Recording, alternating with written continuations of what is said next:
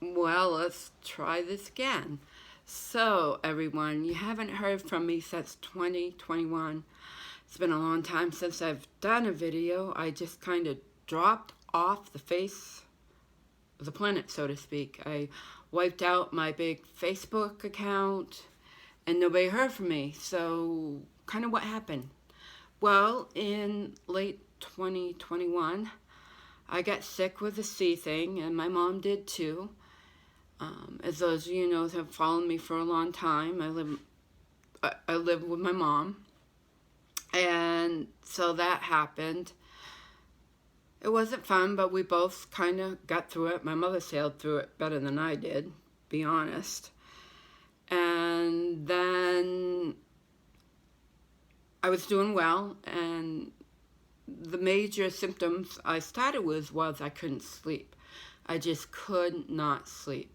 I think when I came down with that, it was a week before I actually got some sleep, and then it was only a few hours here and there. So I finally got over that, and I was feeling pretty good, and I was feeling like I was getting back to myself. And then in February, just everything started to feel weird. Nothing felt right. I wasn't sleeping again.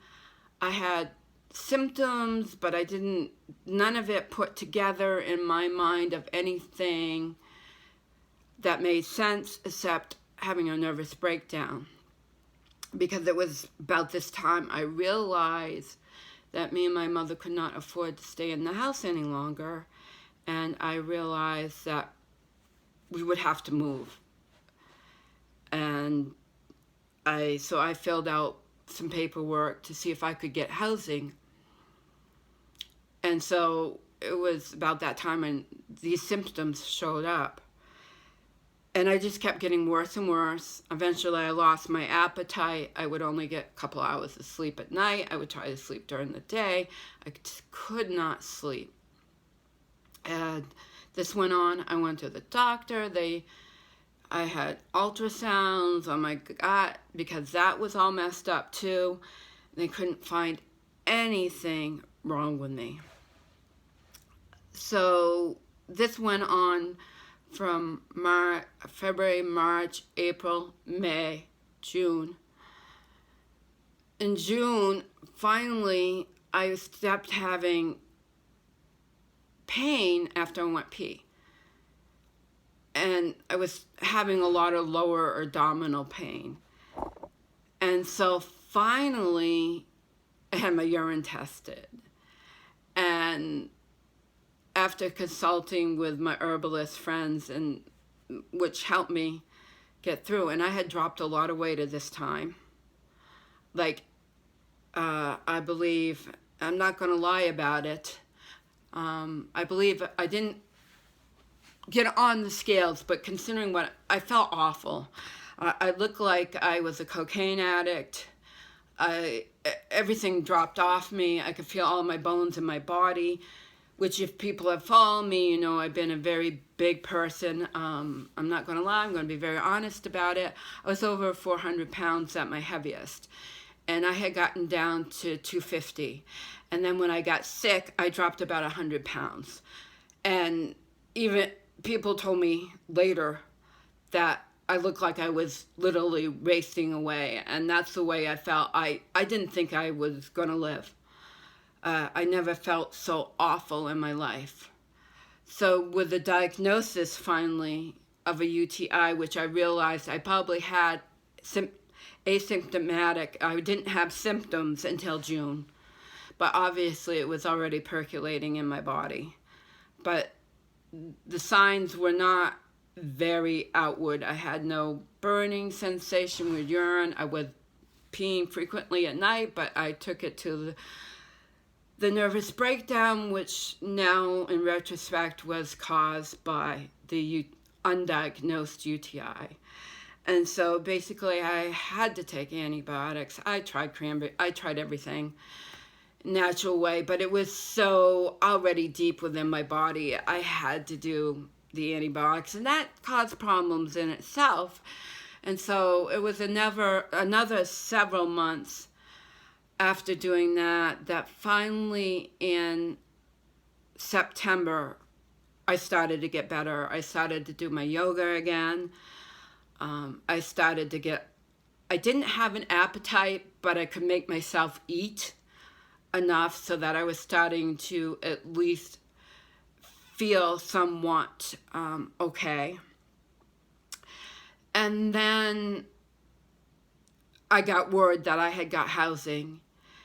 And so that was going on at the same time. Well, I'm still in recovery. I mean, this was a long illness for me. If you go back to, basically it started with the C, and then it went onward until September of 2022. So I'm trying to rebuild myself, and then I got word that I was going to move, and finally realized I would move in December. And then I'm living with my mom, and we got to decide what we're going to do with her. So what ended up happening, the long story short, is the plans were made for my mom to move in with my sister when I moved. And my move was over time. I had a couple of months, so I packed. Like, I told myself I'd pack a box a day. So it wasn't that hard for me. But unfortunately for my mother, it was a very horrible experience for the both of us, because even though the past 2 years I had gotten along with my siblings, my eldest sister had helped me get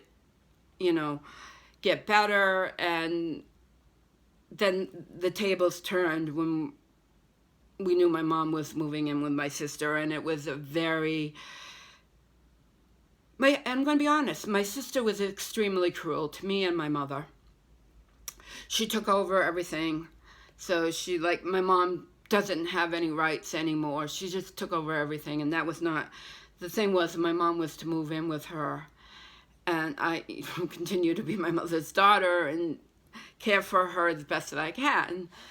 So in December, I moved into housing, and my mom moved in with my sister, and it was a horrible several months realizing what my sister was doing, which was a soul process that she had planned this and realized she was slowly taking things over from me and my mom, where we had shared all the responsibilities when we lived together.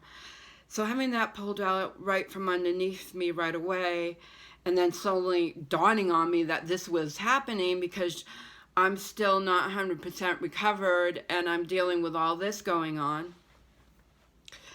And so finally, things have settled down a bit, but the house still hasn't been sold, and we're now into June, and that's because of my sister's greed. And so that's an issue. And my mom, thank God, bless her, is doing well.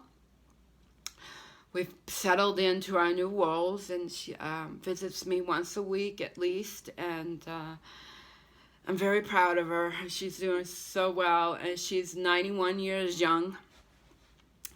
And so each day that she spends with me is a blessing, and so I'm so grateful for that.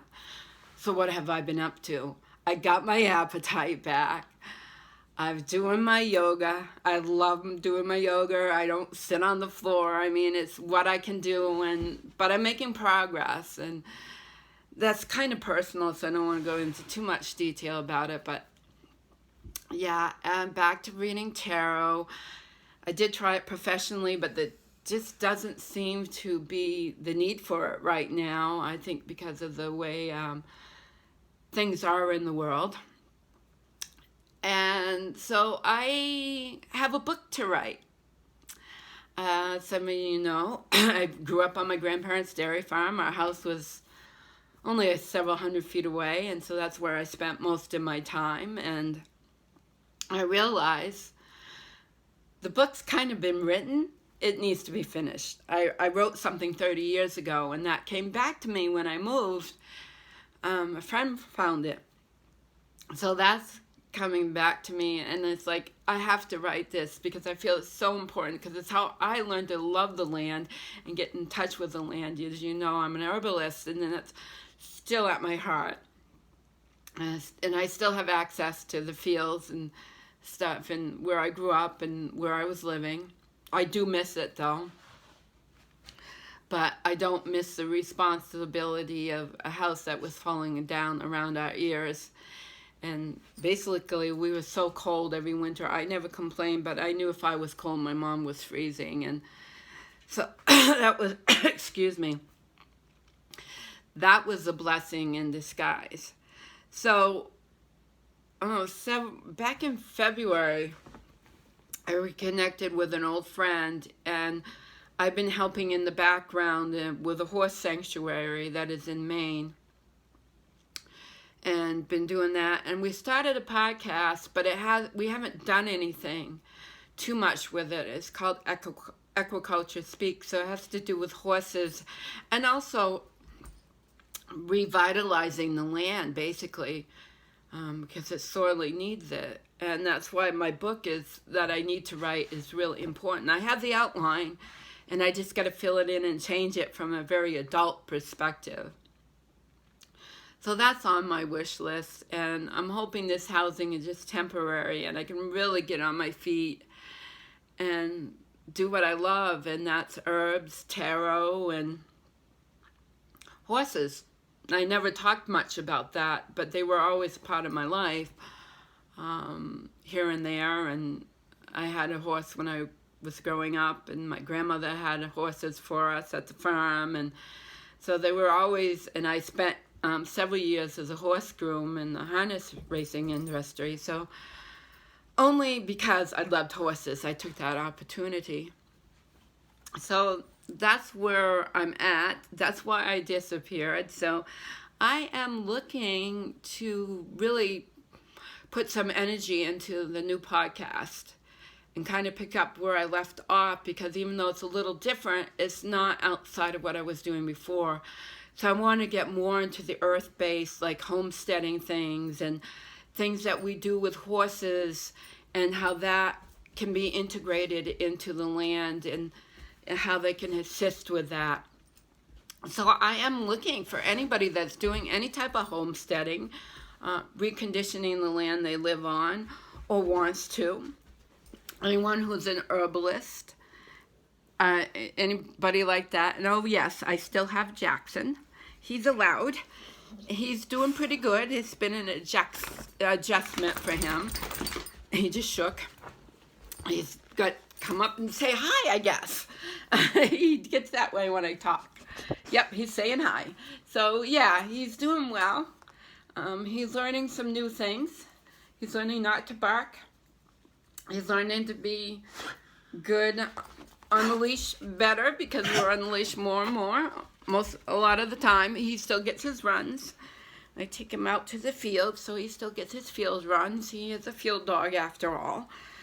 But yeah, and so that's why I'm kind of doing this, to catch up and say that I'm back. Maybe I'll do some more videos, but I'm really looking for people that really want to speak to homesteading, anything along that line, anything with horses, herbs, and homesteading. So I guess we could call it the 3 H's. My name's Heidi, after way. So I don't want to go into this too long, but you know, if you've been a follower of mine for a long time, don't hesitate to get in touch with me. I would love to hear from you. So wouldn't Jackson. And yeah, so yeah, I'm doing well. I've settled. He's such a sweet boy. He's such a sweet boy. Yes, you are. So I've settled in, and you know, I've got probably 20 more pounds on me than I want.